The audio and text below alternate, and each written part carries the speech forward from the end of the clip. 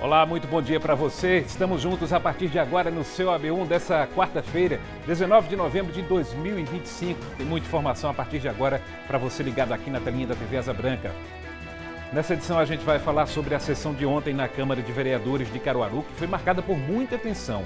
O vereador delegado Lessa solicitou a criação da chamada CPI das multas para apurar a quantidade de infrações aplicadas pelos agentes de trânsito da Prefeitura.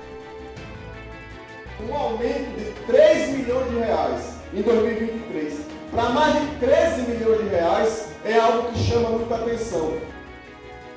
Os vereadores de situação se demonstraram contra a instalação da CPI.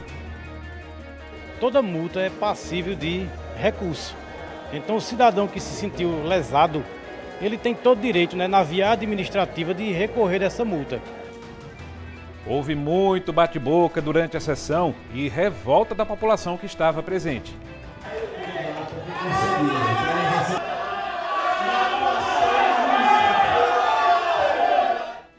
O AB1 também vai falar sobre a repercussão do caso da mulher assassinada em Caruaru a mando da própria mãe.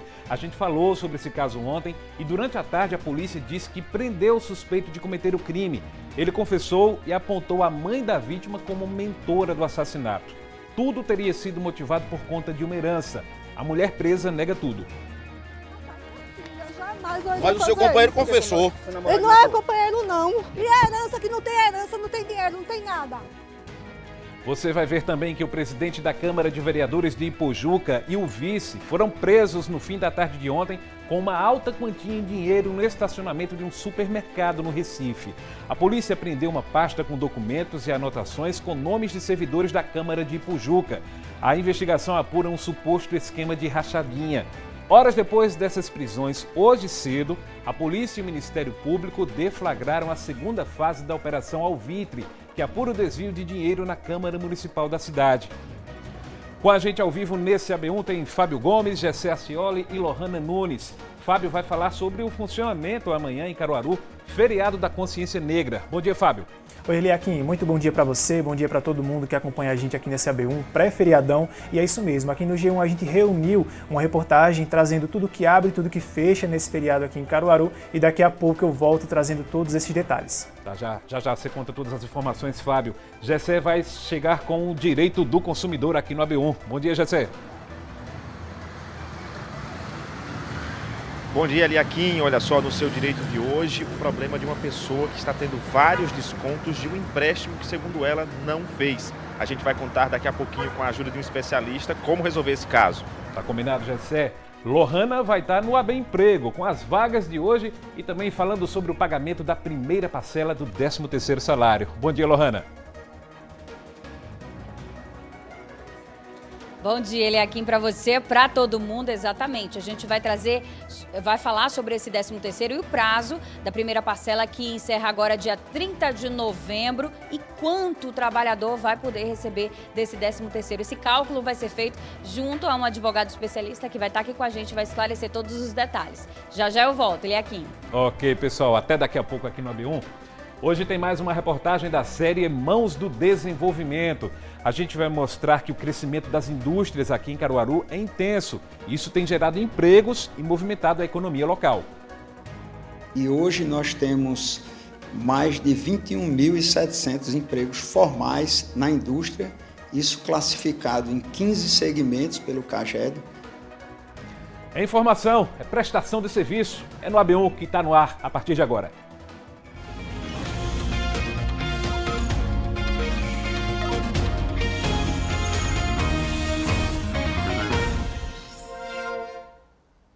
Agora são 11 horas e 53 minutos. O AB1 já está no ar pela tela da TV Asa Branca, pelo Globoplay e pelo G1 Caruaru e região também. E a gente começa mostrando que ontem a Câmara de Vereadores de Caruaru estava lotada. Durante a sessão foi discutida a polêmica sobre a quantidade de multas de trânsito aqui em Caruaru. Nossa equipe acompanhou a sessão e você confere agora na reportagem de Jaira Lima e Arthur Oliveira. Antes mesmo do início da sessão na Câmara de Vereadores de Caruaru, o plenário já estava completamente tomado por condutores que afirmam ter sido prejudicados pelas multas aplicadas pela Autarquia Municipal de Mobilidade de Caruaru. A presença das pessoas foi tão intensa que a sessão precisou ser interrompida pelos parlamentares devido às manifestações algumas vezes. O vereador Jorge Quintino teve seu discurso na plenária desaprovado pelas pessoas presentes quando trouxe informações de um documento do Ministério Público que informou não apresentar indícios de irregularidades nas multas que vêm sendo aplicadas no município pela AMC.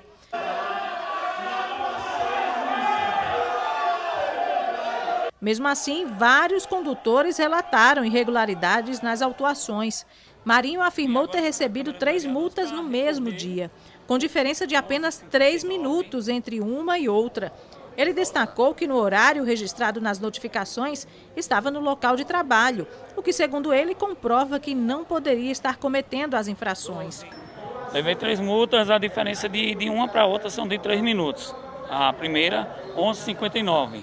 Eu trabalho até meio-dia. E a outra foi de 12h02. O percurso de uma para outra dá muito mais de 5 minutos. E foi 3 minutos de diferença. E a outra foi de 12h45, que eu tinha avançado o sinal no amarelo. Certo? 3 multas. Depois de 17 anos que eu sou habilitado, nunca tinha levado uma multa. E agora, com 3 multas, isso é um absurdo. Certo? Eu estava no local de trabalho. Outro caso é o de Iris, motorista de aplicativo e morador de Frei Miguelinho. Ele contou ter sido surpreendido com 4 multas consecutivas, todas registradas no mesmo ponto. Revoltado, busca reverter as penalidades. Multado 4 vezes, 4 dias consecutivos. Fica por trás da Igreja da Conceição, no centro da cidade. Eu que vim de outra cidade para Caruaru trabalhar todos os dias e trabalho como aplicativo. Parei só para embarcar ou desembarcar o passageiro e a gente passa por esse tipo de dificuldade. Multa, aí fica complicado. A gente evita até vir para o centro, para a feira, Sulanca, evita ir para o centro da cidade, porque evita levar multa, e a gente evita esse tipo de transtorno. E os valores? Valores 195, 130, 195, 195, é assim. Você já pagou? Não paguei. Também esteve presente Erivanildo, que, assim como os demais, afirma ter sido prejudicado pelas autuações da AMC. Primeiro, eu tomei 3 multas por trás da Igreja da Conceição. Segundo, eles disseram que foi 2 de estacionamento e 1 de embarque e desembarque. Aí eu fui na AMC, aí eu disse, olha, pode ter sido de embarque e desembarque, mas jamais eu ia estacionar. Aí a moça disse, olha, mas se você demorou aguardando alguém, configura estacionamento. Aí foi 3. Aí eu fui assumir as 3. Só que pouco tempo depois já me deram dizendo que minha viseira está danificada. Aí agora meu filho, passando aqui na Praça do Rosário, também tomou um de 880, porque disse que passou numa faixa de canalização. E 8 dias depois tomou mais uma dizendo que ele estava com falta de atenção. Aí eu fui mais ele na MC, se recusaram de novo a mostrar a filmagem. Aí nós vamos pagar um negócio que nós não sabemos se foi. É isso aí, é revolta. A mobilização ganhou força na Câmara e reforçou o pedido da oposição para que o Legislativo investigue a atuação do órgão de trânsito no município. Um aumento de 3 milhões de reais em 2023 para mais de 13 milhões de reais é algo que chama muita atenção. E quando você vai ouvir cada cidadão que veio a essa casa trazer suas multas, são situações escabrosas. São fatos que nos chamam a atenção. Quem está com sua multa, levanta a mão aí. O vereador da situação, Cabo Cardoso, reagiu ao pedido de abertura de uma comissão especial de investigação apresentado por Eric Lessa. Toda multa é passível de recurso.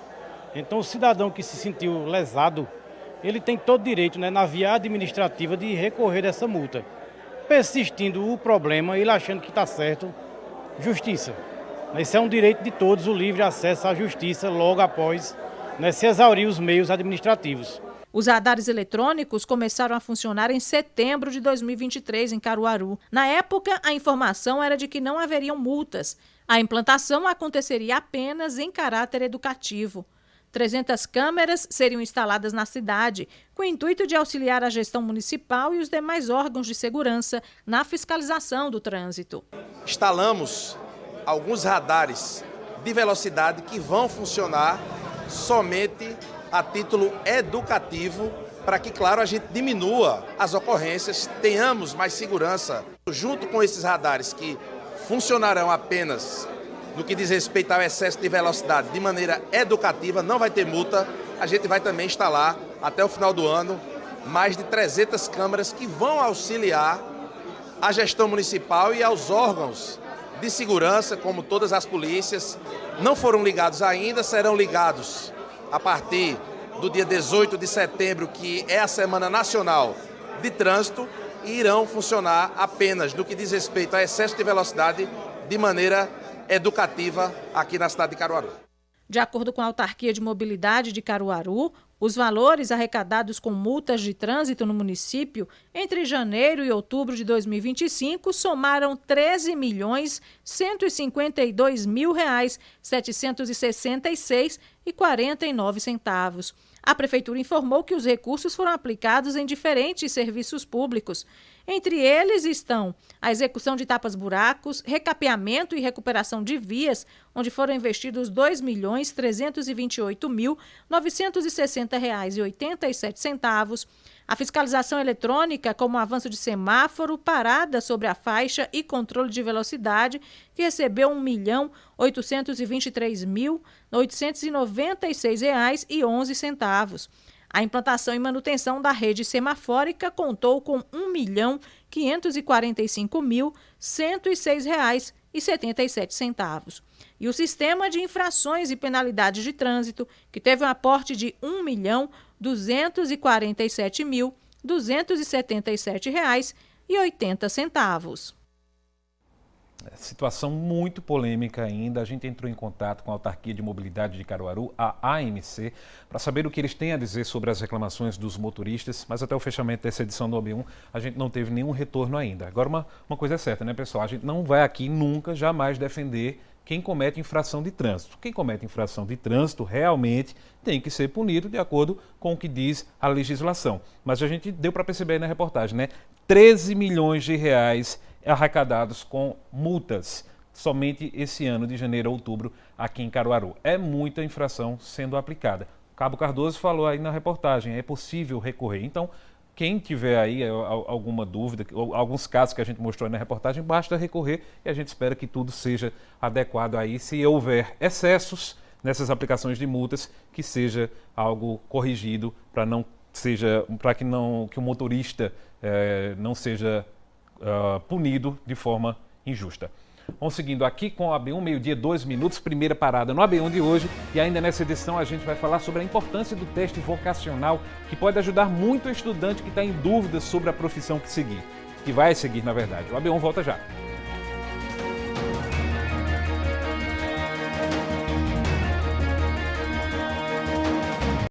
AB1 de volta, meio-dia, 4 minutos. Lembra que a gente falou na edição de ontem sobre uma mulher assassinada aqui em Caruaru?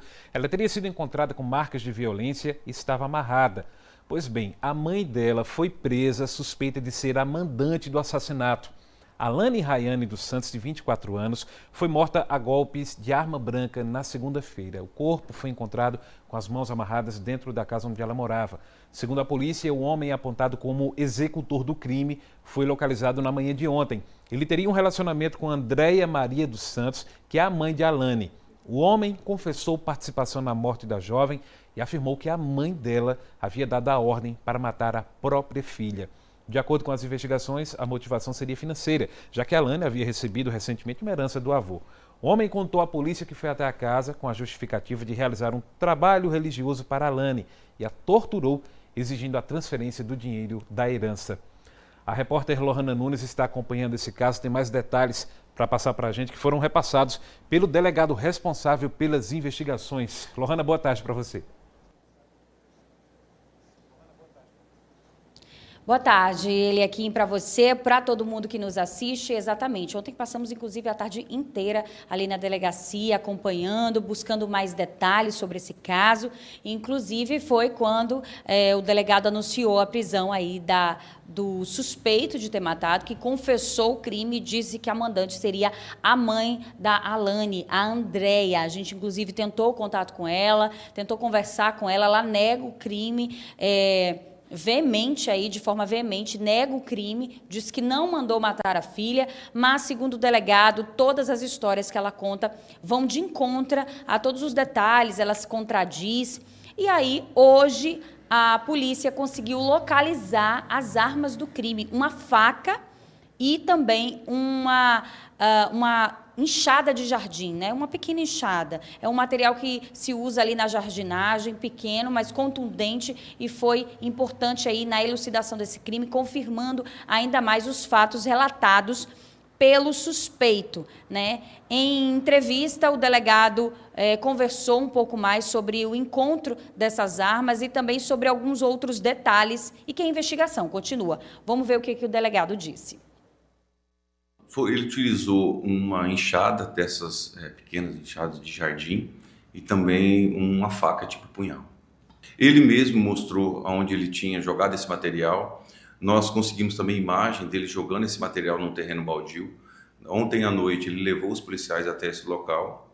Nós conseguimos encontrar era uma mochila contendo ali dentro as armas do crime e também alguns pedaços de lençol manchado de sangue, sujo de sangue, possivelmente da vítima. Agora nós vamos encaminhar esse material todo para o estudo de criminalística, ele já foi apreendido, já encaminhado, vai passar por perícia, né? Nós vamos colher material genético para constatar que esse sangue realmente é da vítima. E a polícia então segue investigando? Segue investigando, as investigações prosseguem, temos ainda algumas respostas que precisamos ainda ter a respeito dessa situação, ver se teve a participação de outro elemento, né, outras pessoas para a prática desse crime. Mas tudo isso ainda vai ser apurado até o final da investigação. Depois da sonora do delegado, a gente também teve acesso a imagens da câmera de segurança que mostram o momento em que o assassino sai da casa de Alane e joga o material fora, comprovando ainda mais todo o relato que ele deu e toda a confissão durante o depoimento. A arma do crime foi encontrada justamente nesse local em que esses objetos são jogados, né, por esse suspeito, esse autor do crime, né, confesso. Ele jogou o material ali naquele local, que é um terreno baldio, e foi ali justamente onde a polícia encontrou todo esse material, confirmando ainda mais a versão dele. Agora, como o delegado disse, as investigações continuam para tentar descobrir, tentar descobrir aí a relação da mãe com ele e confirmar realmente se ela é a mandante do crime. Lembrando que ela negou o crime, porém o delegado acredita que seja ela pelo depoimento mesmo, por ela se contradizer o tempo inteiro, e essas investigações continuam, ela ainda segue presa e a gente continua acompanhando todos os detalhes. Eu volto contigo, Aliaquim. Detalhes desse caso que repercutiu, desse caso chocante, não é isso, Lohana? Obrigado pela participação aqui na OB1. Daqui a pouquinho você volta falando de outro assunto. Bora dar uma olhada na previsão do tempo em Garanhuns para essa quarta-feira. A previsão diz que o tempo deve permanecer nublado, com possibilidade de chuva leve ao longo do dia. À noite, em Garanhuns, também deve chover. Tem uma possibilidade pequena de chuva, mas o que deve permanecer é o céu parcialmente nublado nessa quarta-feira em Garanhuns. A temperatura mínima na cidade das Flores, hoje, a previsão é de 19 graus e a máxima de 32 graus, temperatura que está sendo registrada nesse momento em Garanhuns. Agora, meio-dia, 9 minutos, a COP30 em Belém vai entrando na reta final. E nós, claro, estamos acompanhando tudo o que acontece por lá. Gustavo Ferreira e Fátima Teles trazem todas as informações direto da cidade, que é a capital federal, até sexta-feira, dia que termina a edição da COP30.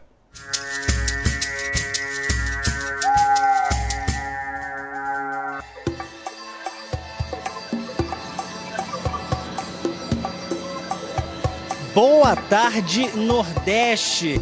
Estamos de volta em mais uma oportunidade para falar com você aqui de Belém do Pará. Estamos ao vivo na capital da COP30, Conferência da ONU sobre Mudanças Climáticas. Fátima Teles e eu, no 9º dia de programação. Agora, os ministros dos mais de 160 países estão lá na Zona Azul definindo o que muitos especialistas já chamam de pacote de Belém. Deve ser o resultado da conferência, né, que termina na próxima sexta-feira. Enquanto isso, tem muita gente na Zona Verde também, participando de palestras, debates. Eu vou pedir para a Fátima Teles mostrar o corredor onde nós estamos, que liga a Zona Azul, lá no final, esse corredor ainda dobra, né? Faz uma curva para a esquerda, até a Zona Verde, onde nós estamos. São 600 metros, tá? Eu e Fafá já fizemos esse caminho algumas vezes, desde a segunda-feira passada, dia 10, quando a COP começou. E na Zona Verde, hoje a gente quer destacar o papel dos empreendedores no debate sobre sustentabilidade, tanto da natureza quanto da economia. Mais cedo a gente conheceu um local aqui na Zona Verde que é administrado pelo Sebrae e que destaca a bioeconomia na COP30. Olha só. A COP30 também é lugar para quem empreende. Esse espaço onde a gente está chegando agora é um grande mercado organizado pelo Sebrae. Tem empreendedores de 22 estados representando os 6 biomas brasileiros. E todos os produtos ali são fruto de bioeconomia. Claro que alguns desses empreendedores são do Nordeste e a gente vai conhecer agora. Logo na chegada a esse mercado do Sebrae, já encontrei Patrícia, que vem de um negócio lá da Bahia. Ela representa um negócio lá no estado da Bahia que trabalha com moda, com acessórios. E você trouxe uma coleção nova, produtos novos aqui para a COP, né? Fala um pouquinho do que vocês apresentam aqui para os visitantes. Para a COP, a gente trouxe um produto exclusivo, que é nosso maior absorvente. Então, é um produto que muitas pessoas não têm ideia que ele pode existir, mas nós, como mulheres cientistas, a gente trouxe essa solução para as mulheres que menstruam e querem estar livre durante todo o ciclo. Tá aqui na COP é realmente mostrar na prática o que são essas soluções baseadas na natureza que eles tanto falam, porque se tem uma coisa que a gente sabe fazer no Brasil é impacto social com sustentabilidade. Outro exemplo de trabalho muito bacana envolvendo empreendedorismo e bioeconomia vem do Maranhão. Márcia representa uma empresa que trabalha com o coco babaçu, mas não só com a amêndoa, né? Vocês aproveitam praticamente tudo, né? Em resumo, porque eu sei que a lista é grande, o que vocês fazem com o coco babaçu? Normalmente do coco só se aproveitava a amêndoa e para fazer o óleo, que representa 6% do fruto. O restante ou era descartado ou subaproveitado. E um dos objetivos nossos de estarmos aqui é justamente apresentar essa potência que tem o coco babaçu, né, não só na questão de produtos, mas todo o desenvolvimento da cadeia. Já estão elencados mais de 64 produtos que são possíveis de produzir a partir dele. Ontem eu fiquei muito feliz porque eu vi numa entrevista, primeira vez, falar do babaçu, né? Quando se falava de ativos da sociobiodiversidade, falava do açaí, falava da castanha. O analista de acesso a mercado do Sebrae Nacional, Thiago Gatto, está aqui ao meu lado. Ele vai explicar um pouco mais sobre como funciona esse mercado. São 1.000 produtos, 250 negócios e é uma cartografia a partir dos biomas, né? A agenda da COP é exatamente essa, a bioeconomia. E a bioeconomia é a diversidade do Brasil mostrada em 1.000 produtos, em 250 empresas, negócios que são de alimentos, bebidas, cosméticos, arte, moda, artesanato. Então, representam os principais segmentos brasileiros, todos os negócios da bioeconomia que querem ganhar dinheiro, mas fazem isso em harmonia com a natureza. São 46 negócios do Nordeste aqui presentes. A gente continua falando de empreendedorismo aqui na COP30, só que destacando o papel das empreendedoras. 19 de novembro é o Dia Internacional do Empreendedorismo Feminino. Nós temos alguns dados do Sebrae para mostrar o quanto que elas são importantes nesse mercado. Olha só, aqui no Brasil, 1 em cada 3 pessoas que empreendem é mulher. Isso dá 10 milhões e 400 mil mulheres. E no Nordeste, são 2 milhões e 400 mil empreendedoras, dados do Sebrae. Mas essas mulheres ainda enfrentam muitos desafios, como revelam outros dados, dessa vez do Ministério do Empreendedorismo. Vamos ver juntos. Esse estudo mostra que 95% dos negócios liderados por mulheres no Brasil não ultrapassam 6 dígitos de faturamento, ou seja, não chegam nunca a R$1 milhão. O rendimento médio das empreendedoras é, em média, 21% menor que o dos empreendedores. E dentro do recorte das mulheres existe também a questão racial. enquanto 41% das empreendedoras brancas têm seus negócios formalizados. No caso das empreendedoras negras, esse índice cai para 21%. A ministra das Mulheres, Márcia Lopes, participou de um encontro, de um painel agora há pouco aqui na COP30, e eu conversei com ela sobre esses desafios para as mulheres empreendedoras e o que o governo federal vem fazendo por elas. Olha só. Nós temos muitas parcerias, inclusive com o SEBRAE, com entidades, com movimentos sociais, e temos os fóruns no Ministério que nós apoiamos, das mulheres pescadoras e marisqueiras, das mulheres quebradeiras de coco babaçu, das mulheres das águas, campos e florestas, das mulheres quilombolas, das mulheres indígenas, que nos ensinam muito. E todas as vezes que nós nos reunimos, elas falam disso, do seu cotidiano, de como elas cuidam do ambiente, como elas cuidam das águas, das matas, das florestas. Elas são extrativistas, mas são extrativistas no sentido melhor da palavra, no sentido de extrair da terra aquilo que vai lhes dar, inclusive, economia, renda, mas com todo cuidado, com todo respeito à mãe terra e à mãe natureza. E no Nordeste eu tenho um carinho todo especial, acompanhei pelo Consórcio Nordeste, a Câmara Temática de Assistência Social e agora de Mulheres, não é? E que a gente observa que as mulheres são muito fortes. Mais de 50% de mulheres, são 57 milhões de habitantes nos 9 estados do Nordeste, então nós temos aí 27, 28 milhões de mulheres no Nordeste, com um potencial incrível. As mulheres querem e sabem participar da economia local. É preciso que governadoras, governadores, prefeitos, prefeitas, parlamentares deem mais espaço às mulheres, chamem, convoquem as mulheres, invistam na formação, na qualificação profissional, que é o que nós também estamos fazendo. Temos várias parcerias com as universidades, inclusive do Nordeste, com entidades, com movimentos sociais, colocando recurso para isso, para pequenos processos de formação, de capacitação. Nós também conversamos com Tássia Gonçalves, ela é gerente do Centro SEBRAE de Sustentabilidade. Ela falou sobre a relação do empreendedorismo feminino com a proteção do meio ambiente. Vamos ver. Quando a gente traz para a pauta da sustentabilidade, a gente percebe que existe um grande número de mulheres de empreendimentos que já implantam práticas sustentáveis nos seus negócios. Essas mulheres têm uma visão de quanto a sustentabilidade aplicada ao seu negócio é importante. A gente lançou aqui na COP um curso sobre empreendedorismo climático para poder explicar às pessoas como empreender frente às mudanças climáticas. Além disso, existe uma plataforma educacional onde as pessoas podem se capacitar, tanto as mulheres quanto os homens que tiverem interesse. E também acessar o SEBRAE nos estados, onde eles podem receber consultorias ou orientações para o desenvolvimento do seu próprio negócio. A gente volta a falar aqui da entrada da Zona Verde do Parque da Cidade na COP30, aqui a conferência da ONU em Belém. Enquanto Fátima Tedes mostra esse movimento, eu vou dar a agenda da tarde do Consórcio Nordeste, né? A gente está aqui ligado no que os nordestinos têm a oferecer e a apresentar na COP30. 2 da tarde tem painel sobre crise climática e direitos da natureza. Às 3 tem uma oficina, um toró de ideias e soluções, toró chuva forte, né? Que a gente já conhece.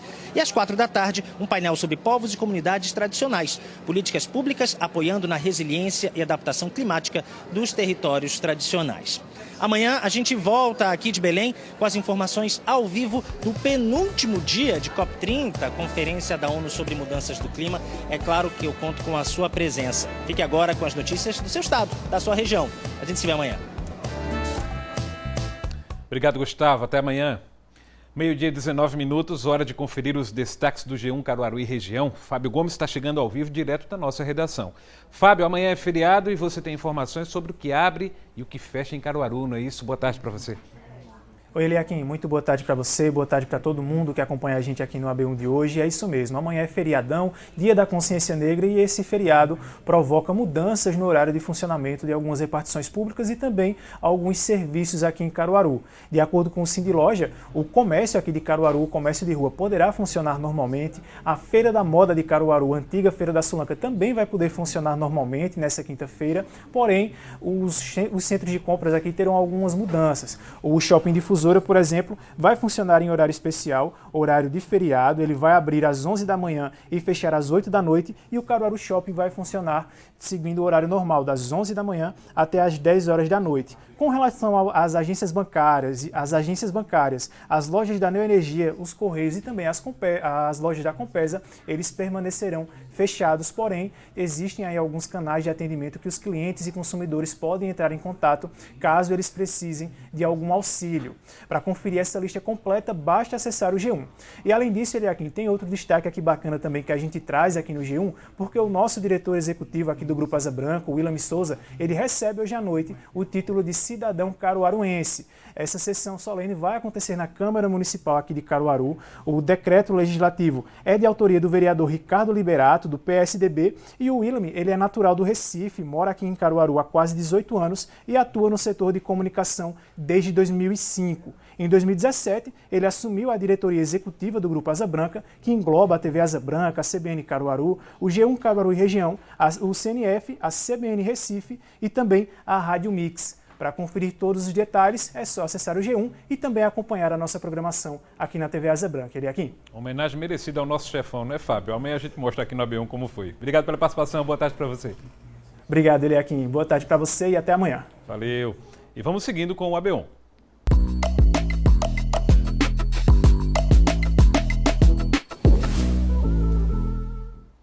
Hoje é dia de falar sobre o seu direito aqui no AB1. E a bronca de hoje é a seguinte: uma pessoa reclama de que tem vários empréstimos descontados. A questão é que, segundo ela, fez apenas um empréstimo. O que fazer, Gessé Acioli? Boa tarde para você. Oi, Eliakim, boa tarde para você, boa tarde para quem está nos acompanhando. Pois é, a bronca dessa vez é você fazer o empréstimo. Tem aquele desconto natural, mas imagine vários descontos de empréstimos que você não realizou. É o que a gente vai conferir agora na fala da nossa cliente da semana. Por conta do meu dinheiro estar cada vez mais menor, né? Menor. Porque eu sou aposentada rural e eu corri atrás, né?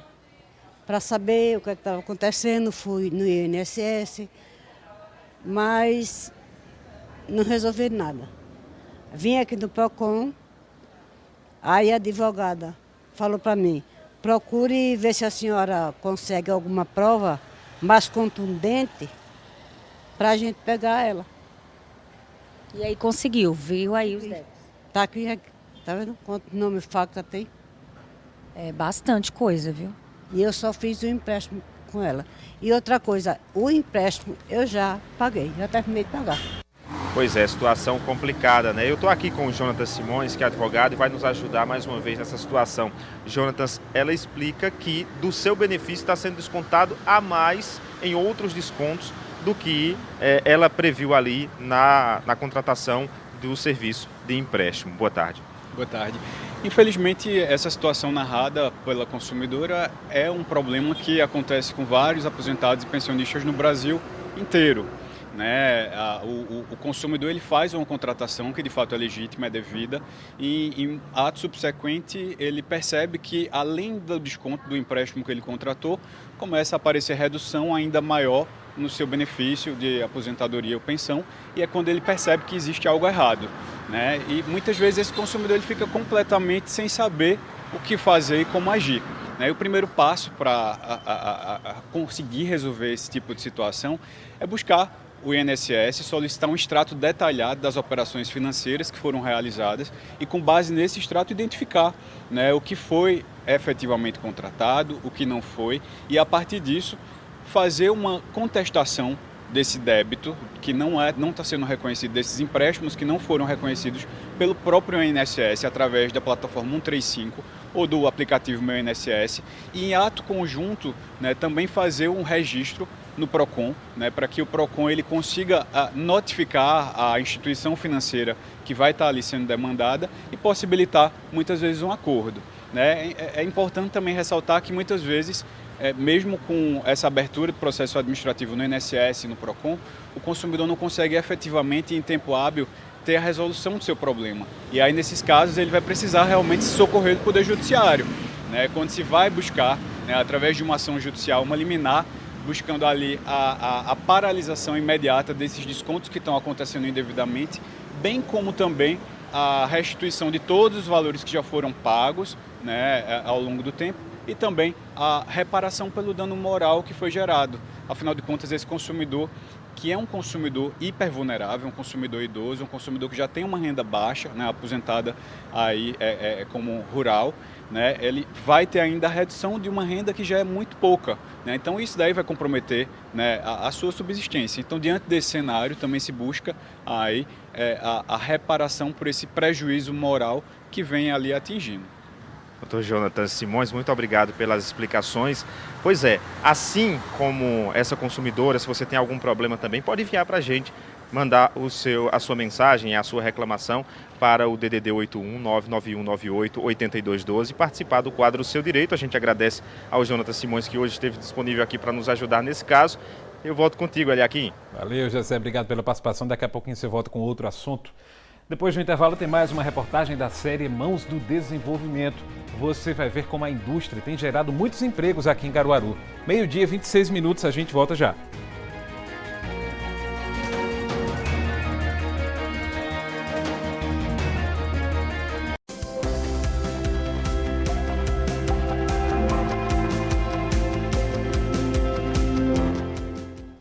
A B1 de volta e é hora de dar aquela força para quem está em busca de uma chance no mercado de trabalho.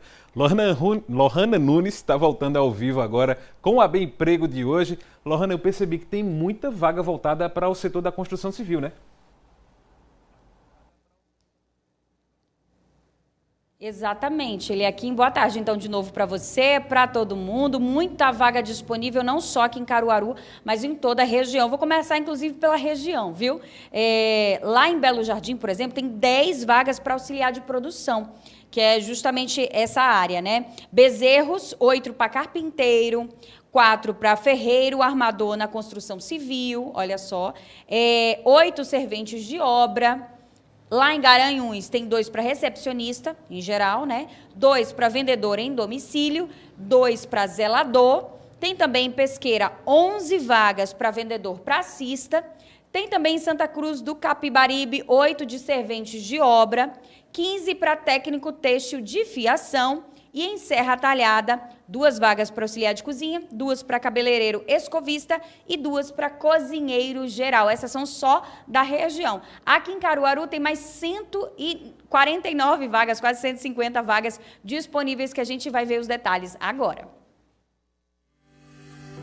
Para Caruaru, 10 vagas para armador de ferros, 2 para assistente administrativo, 5 vagas para atendente de lanchonete, 2 vagas para atendente de mesa, 4 vagas para auxiliar de limpeza, 19 para auxiliar de linha de produção, 10 vagas para carpinteiro, 2 vagas para consultor de vendas, 2 para cozinheiro de restaurante, 10 vagas para encanador, 10 para encarregado de obras, 4 vagas para ferreiro armador na construção civil, 4 para mecânico de refrigeração e climatização, 2 vagas para montador de vidros, 3 para oficial de manutenção, 8 vagas para operador de empilhadeira, 10 vagas para pedreiro, 3 vagas para promotor de vendas, 8 vagas para servente de obras, 2 vagas para técnico de edificações, 9 vagas para vendedor interno, 10 vagas para vendedor pracista, 10 vagas para vigia.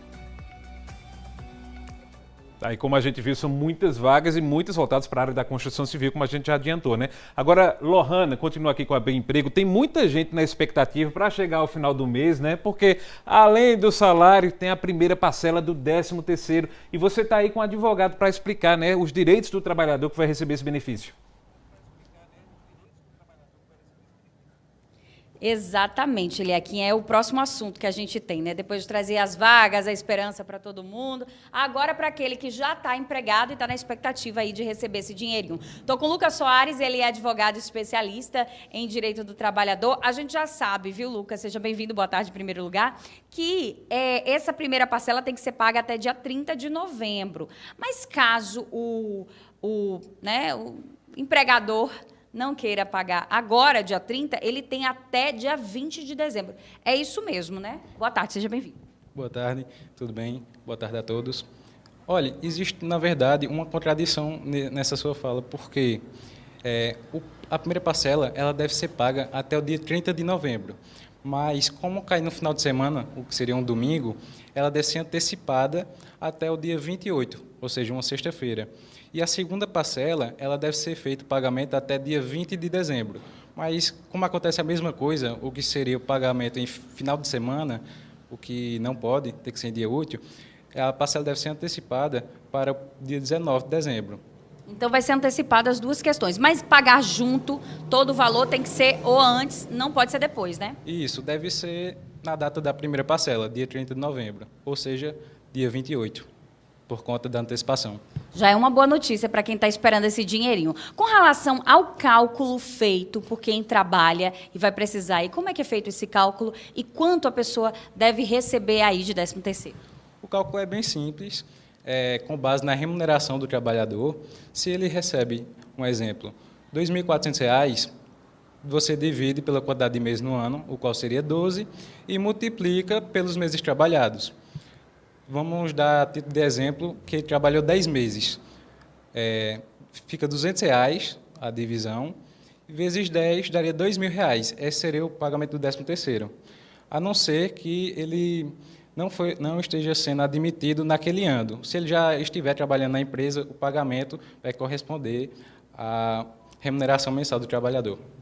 Entendi. Então, é de acordo com os meses trabalhados naquele ano, é proporcional a esse pagamento, né? E da mesma forma, esse valor todo sendo pago, a primeira parcela até dia 20 e a segunda até dia 30 de novembro, que é no caso 28, que você me corrigiu, é importante a gente saber disso, porque dia 28 cai numa sexta-feira, não é isso? E o dia 20 de dezembro, no caso, que também cai no final de semana, tem que ser antecipado para o dia 19. É importante que o empregador esteja atento a essas datas? Sim, é bastante importante, porque se for feito o pagamento após o prazo estipulado, ele pode ter que pagar uma multa. E se não tiver sido feito o pagamento, o trabalhador deve procurar um advogado especialista em direito de trabalho para requerer seus direitos na justiça. Muito bem, eu agradeço, viu, Lucas, pelos esclarecimentos. É importante porque esse dinheiro aí está sendo esperado e com certeza vai movimentar muito a nossa economia. Está todo mundo só esperando para ter esse dinheirinho no bolso. Ele é aqui, eu volto. Quem é que não quer o 13º, né, Lohana? Obrigado pela participação.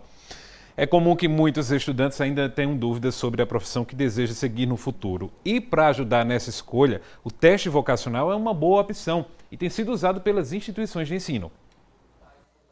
Vida na escola é assim. Entre os compromissos principais está o de se dedicar aos estudos. Mas você já pensou que os alunos que estão perto de concluir o ensino médio estão com a cabeça a mil? Afinal, há poucos meses de terminar o ano, eles têm que decidir de fato o que é que vão querer agora. Não existe mais aquela frase, quando eu crescer. Essa turminha aqui está no 3º ano do ensino médio, que marca a transição da vida escolar para as universidades. Giovana, Nicole e Pedro têm sonhos diferentes. E uma coisa igual, a pressão, tanto externa quanto interna. É uma fase muito difícil, né? De se cobrar, de receber cobrança das outras pessoas do que tu quer seguir daqui para frente. Tá sendo difícil? Sim, está sendo, porque, querendo ou não, é uma situação que demanda muito da gente. É como se o nosso futuro inteiro estivesse nas nossas mãos. Então, ainda mais com a pressão do Enem, dos vestibulares, de todas as faculdades, federal, tudo acaba complicando muito e mexendo muito com a nossa cabeça. Giovana tem entre muitos sonhos o de ser policial rodoviário federal, mas a escolha do curso superior foi difícil. Conseguiu bater o martelo depois de fazer um teste vocacional. Em algum momento eu estive meio indecisa sobre, mas hoje em dia eu tenho a cabeça bem focada no que eu quero. Desde pequenininha eu sempre quis seguir na carreira da polícia, na PRF, principalmente por causa do meu pai, porque era um sonho dele, mas também acabou se tornando algo que eu quero. Mas aí, por causa dos concursos, eles pedem um curso superior, o que a gente não pode deixar de fazer, querendo ou não. Aí eu estava pensando em fazer educação física, porque também é um segundo plano, sabe? Caso na carreira da polícia não dê certo, eu sei que fazer educação física não seria algo que eu não gostaria. Nicole também quer a área policial, mas quis prestar vestibular para Direito, um curso que ela já namora e que tem proximidade com a área sonhada. E eu queria fazer, se eu conseguisse uma nota, a faculdade de Direito, mas também o meu foco é concurso público. Eu queria entrar na Polícia Militar, que é um sonho que eu tenho desde pequena, e como inspiração eu tenho minha prima também, que já estudou, e algumas pessoas próximas que já passaram no curso de formação e estão se formando. Aos 17 anos, Pedro também teve que decidir o que quer seguir na formação. Uma decisão um tanto complicada. Assim, ainda tem um pouco de indecisão porque é um sonho de criança, sempre com aquele pensamento de querer ser da carreira militar. Só que, a partir que eu cresci, cheguei no terceiro ano, comecei a ver mais assim o lado da minha família e vi que trabalhava com carro e etc. Aí eu acabei me interessando e vi a faculdade de engenharia mecânica, tem como construir carro e etc. Esse professor explica que a escola tem a obrigação de ajudar a diminuir essas dúvidas. Aqui, ele e outros professores têm ajudado na escolha dos alunos. Nós nos preocupamos com a preparação dos estudantes para as provas, como o Enem, os outros vestibulares, as provas externas que medem a qualidade do ensino no Brasil, então é o terceirão que está fazendo. Então nós preparamos esses alunos o ano inteiro, o ensino médio inteiro, em vista dessas provas. Com o ensino baseado em habilidades, que é uma coisa recente da BNCC dos últimos 10 anos, a educação se preocupa mais com habilidades do que conteúdos. Então, na prática, isso ajuda o aluno a perceber suas habilidades e seus conhecimentos e onde melhor aplicá-los. Para diminuir a insegurança dos alunos e ajudar os adolescentes a irem para a carreira certa, o teste vocacional pode ser uma ferramenta importante, como explica esta especialista. O teste vocacional ele faz parte do processo avaliativo que a gente chama de orientação vocacional e é uma ferramenta super usada para aquelas pessoas, de modo geral, não só adolescentes, né, para sujeitos que desejam encontrar a melhor característica, tanto de sua personalidade, com aquilo que ele pode associar a uma profissão. Então, a orientação vocacional ela demora, inclusive é um processo que dura em torno de 5 a 10 sessões. O sujeito ele vem, nos conta quais são as suas ansiedades, quais são as suas projeções para o futuro e a partir disso a gente então aplica o teste, né, vocacional, que seria então um teste psicológico, uma ferramenta científica que foi criada para que a gente pudesse encontrar então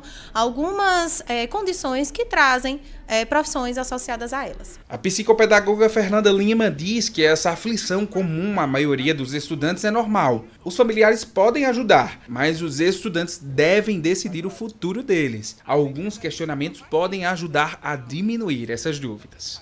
Buscar realmente aquilo que lhe dá um prazer. Porque claro que na idade deles, né, essa idade de começo de vida, a reflexão monetária é muito intensa, né? O dinheiro é mais importante, Mas os pais e as pessoas que estão ao redor precisam orientar eles que eles precisam ser felizes naquelas escolhas que eles vão ter. Então, quando eles fazem uma busca de alguma orientação, eles vão entender que o dinheiro não é 100%, mas aquilo quando eles descobrirem de fazer de maneira saudável e que tragam paz ao coração, eles vão conseguir o retorno monetário de maneira muito rápida. E agora tem mais uma reportagem da série Mãos do Desenvolvimento. A gente vai mostrar que o crescimento das indústrias aqui em Caruaru é notável. Esse setor tem gerado empregos e movimentado a economia na capital do Agreste. Neste conglomerado de gigantes, indústrias de grande porte dividem espaço. Entre as margens da BR-232 e o Alto do Moura, o maior centro de artes figurativa das Américas, está plantado há pouco mais de 3 décadas o Distrito Industrial de Caruaru. Tudo começou de forma tímida, mas o crescimento se deu junto ao desenvolvimento do município. Nas 2 últimas décadas, Caruaru melhorou sua infraestrutura em relação a rodovias, em relação a abastecimento. Isso propiciou um crescimento na área industrial. E hoje nós temos mais de 21.700 empregos formais na indústria, isso classificado em 15 segmentos pelo CAGED, com destaque maior para 3 setores. O setor têxtil, com mais de 7.400 empregos. Depois vem a construção civil, com mais de 4.600 empregos.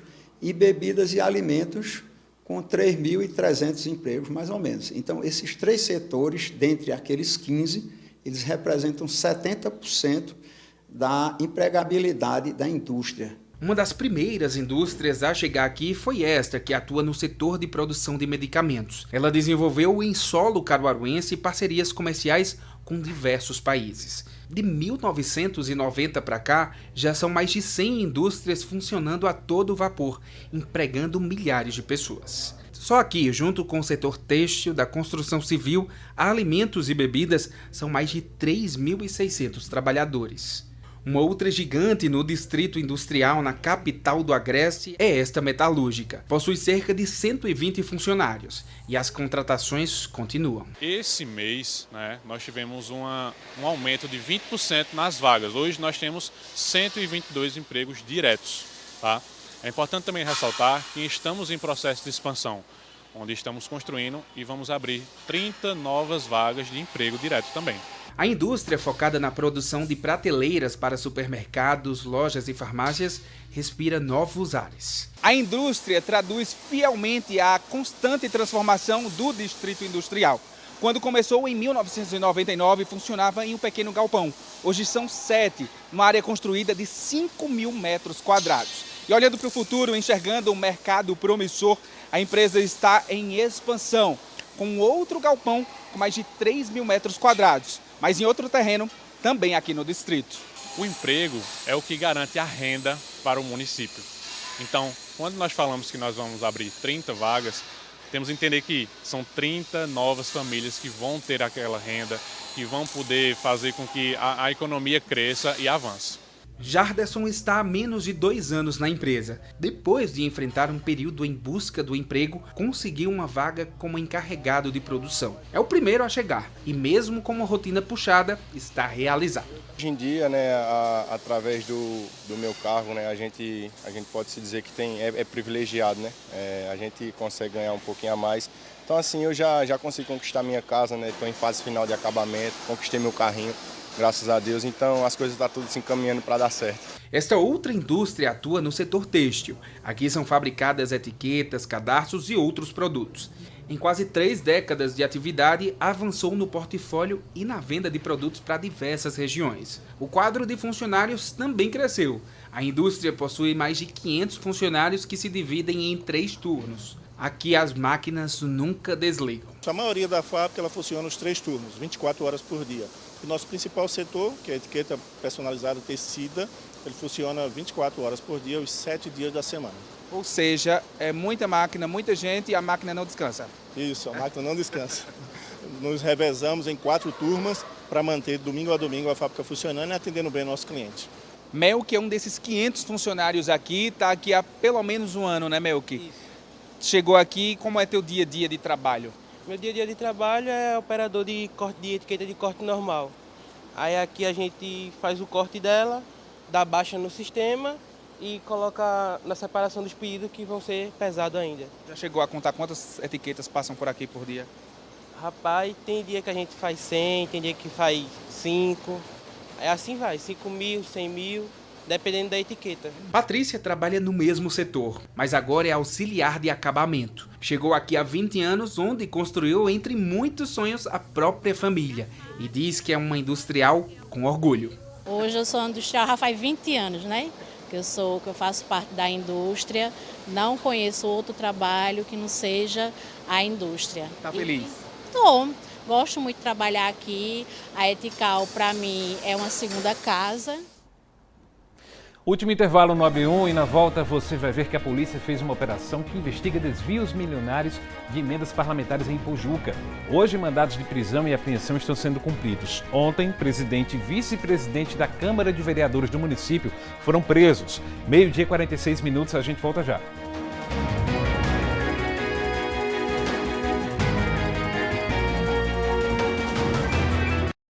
AB1 de volta, o presidente da Câmara de Vereadores de Ipojuca, o vereador Flávio do Cartório e o vice, professor Eduardo, ambos do PSD, foram presos no fim da tarde de ontem com uma alta quantia em dinheiro no estacionamento de um supermercado em Boa Viagem, no Recife.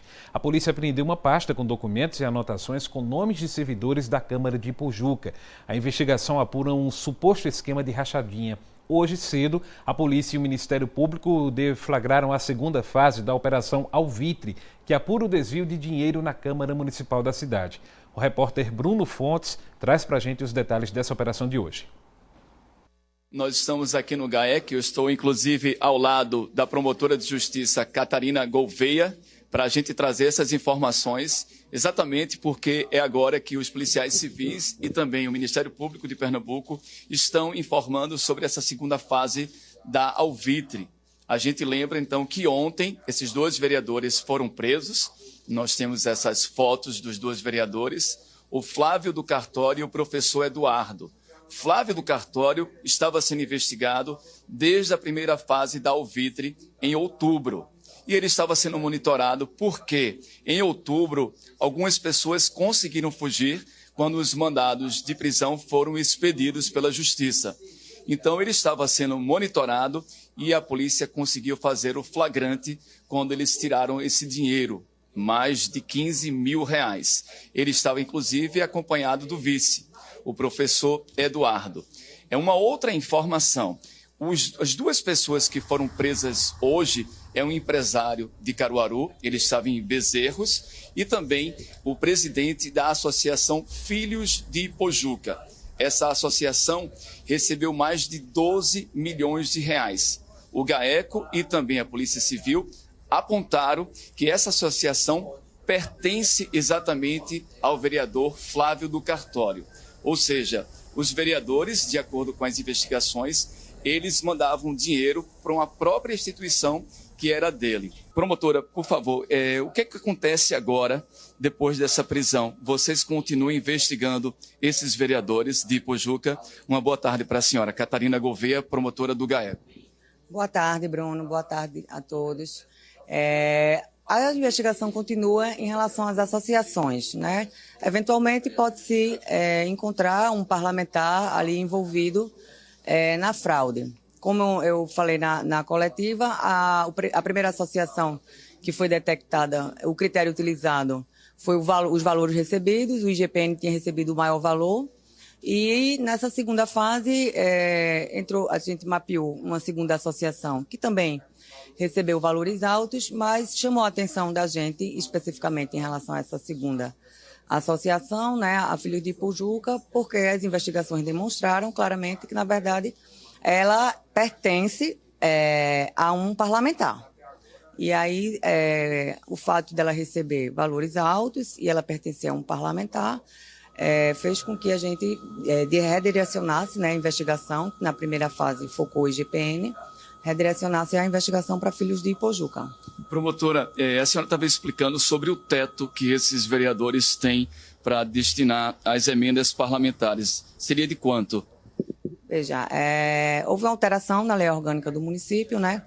Hoje, eles podem emendar o orçamento do município em 2%. Isso dá aproximadamente quanto por ano em emendas parlamentares? Dá uns 30 e pouco, quase 40 milhões. Quase 40 milhões.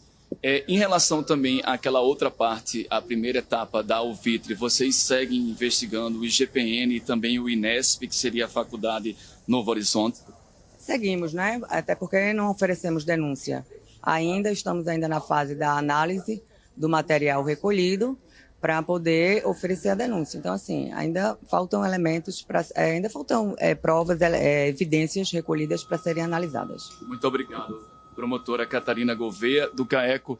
Só para também terminar, finalizar, esse presidente que era ligado, parente exatamente do Flávio do Cartório, ele foi colocado ali de acordo nas investigações, mas ele não teria nem a formação do curso superior. Ele informou que nem sabia o que seriam emendas parlamentares, mas ele estava exatamente ali à frente dessa associação que ganhou 12 milhões de reais. Eu volto com vocês. Obrigado pelas informações, Bruno. Estamos vivenciando o Novembro Azul, um mês dedicado à conscientização da prevenção do câncer de próstata. E aqui em Caruaru, uma ação vai oferecer serviços de saúde gratuito para os homens. Gessé Acioli volta a conversar ao vivo com a gente sobre esse assunto. Gessé, boa tarde mais uma vez. Oi, Eliakim, boa tarde mais uma vez. Eu estou aqui com ele que vai fazer esse convite para vocês, Dr. José Ronaldo, que é urologista, está à frente desse projeto bacana e chegou no congresso já para conversar com a gente e fazer esse convite. Boa tarde. Boa tarde, Eliakim, boa tarde a todos. Chegamos ontem de Santa Catarina, Florianópolis, o terceiro maior evento de urologia do mundo e falando sobre novidades de câncer de próstata. Sábado próximo teremos esse evento. O câncer de próstata ele tem uma importância fundamental para o homem. É o segundo câncer que mais acomete o homem, depois do câncer de pele. É o câncer que mais mata o homem. No Brasil, 50 homens por dia. A notícia boa: o câncer de próstata, ele é curável em 95% das vezes. Quer dizer que o homem que tem câncer de próstata, ele pode ser curado. Depende dele. O câncer de próstata não dá nenhum sintoma na fase inicial. Por isso que o toque e o PSA são tão importantes. Esse já é o evento maior que tem no interior de saúde do homem, completamente gratuito. Será no sábado, dia 22, a partir das 7 horas, no Instituto de Urologia, próximo ao Hospital São Gabriel. Um grande evento, não só de câncer de próstata, mas de saúde do homem. Começa às 7 horas. Você que não tem plano de saúde, você que não tem cartão de desconto, você que não tem condição de pagar uma consulta, esse é seu momento. Totalmente gratuito esse evento. É o momento de você cuidar da sua saúde sem preconceito. Doutor, muito obrigado pelas explicações. Pois é, prevenção é tudo, principalmente nesse caso do câncer de próstata. Então, próximo sábado, lá no Instituto de Urologia aqui de Caruaru, é só chegar. Para você que não tem condições, como o doutor colocou, é só participar, que é tão importante a gente prevenir, principalmente nesse mês de novembro, que está aí com essa campanha do Novembro Azul. Eliakim. Ok, Gessé, muito obrigado pelas informações. Obrigado aí também, doutor Zé Ronaldo, que participou com a gente dessa participação ao vivo aqui no AB1, reforçando próximo sábado esse serviço muito importante, essa ação aí contra o câncer de próstata. E o AB1 dessa quarta-feira está terminando agora. A gente agradece a sua companhia, a sua audiência. A gente volta a se encontrar amanhã às 11h45, coladinho ali em Ana Maria Braga, no Mais Você, nesse feriado do Dia da Consciência Negra. Ótima tarde para todo mundo e até lá, se Deus quiser. Tchau, tchau.